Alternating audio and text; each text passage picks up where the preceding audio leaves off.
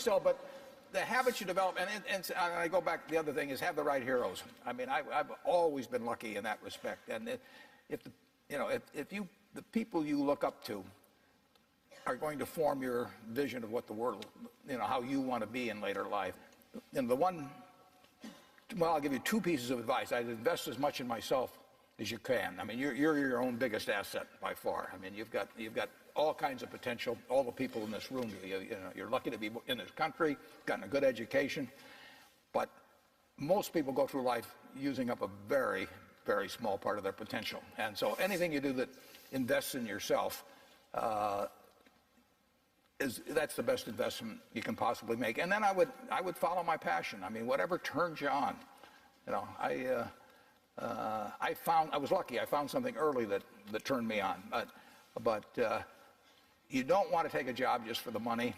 You don't want to take a job for an organization that you really don't feel good about, or work for people that you don't feel good about. You really want to be excited when you get out of bed every morning. And it won't necessarily be the job that you have 10 years later, but you'll be learning so much as you go along. And I took a job with Ben Graham, my hero, and I never asked the salary, and I found at the end of the month when I got my first paycheck what I was earning, because I just knew it was the right thing to be doing. So I would follow your passion.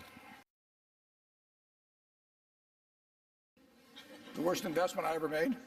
How long do you have?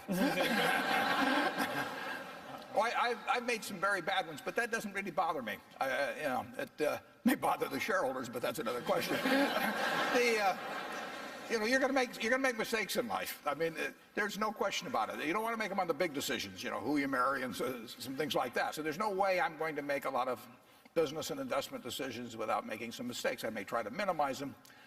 I don't dwell on them at all. I don't look back. The biggest mistakes are the ones that actually don't show up. They're the mistakes of omission rather than commission. We've never lost that much money on any one investment, but it's the things that I knew enough to do that I didn't do. We have missed profits of as much as maybe $10 billion in things that I knew enough to do and I didn't do. Now, the fact I didn't buy Microsoft way back is not a foregone opportunity, because I didn't know enough to make that decision.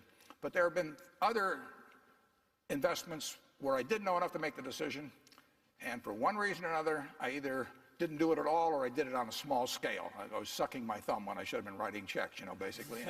And those don't show up. There's no place where it shows missed opportunities, but I've missed some big ones. The triumphs in life are partly triumphs because you know that everything isn't going to be a triumph. I would never get too hung up on mistakes. I know a lot of people that really agonize over them, and it just isn't worth it. I mean, tomorrow's another day, and you live it forward and just go on to the next thing.